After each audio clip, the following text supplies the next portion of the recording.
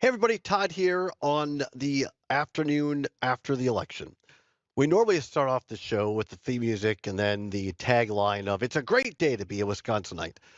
Uh, it's still fun to be from Wisconsin. I'm not sure today is a great day to be a Wisconsinite after the results of last night's election.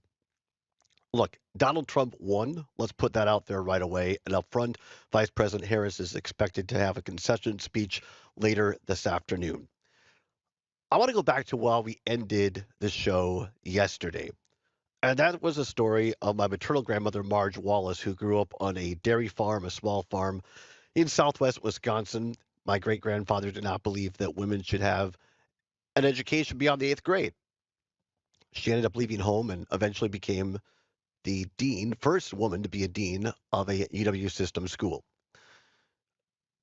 It's an inspiring story and one that's stuck with me. She accomplished a lot.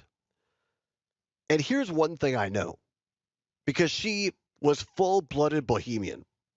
Many of you might not know that word. Today we'd say Czechoslovakian or Slovakian, but it used to be called Bohemian. And the stereotype fit her well. She was a woman who was stubborn, who was tough, and who was loud.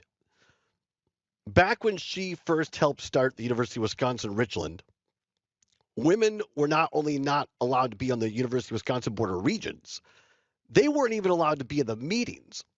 She was president of the Richland County Teachers College at the time. And to get that college built in Richland Center, she would drive down and go to the meetings of the Board of Regents here on the University of Wisconsin Madison campus and stand in the hallway. And she would look at the men guarding the door to the Board of Regents meeting, and she would say in her loud bohemian voice, "I have got to get into that meeting." Eventually, one of the Board of Regents members would say, "Is that Marge Wallace out in the hall?" And one of the guys guarding the door would say, "Yep." And they would relent and say, "Well, let her in." Marge Wallace didn't get a university built by being diplomatic all the time, and certainly not by giving up. She passed away a little over 6 years ago at the age of 96. I'm pretty confident in saying, as happy as she would have been to see Kamala Harris elected the first president of the United States, a woman, to do so, this morning, while she would be disappointed, she would look right at my face, right in my eyes, and say, "Well, what are you going to do about it?"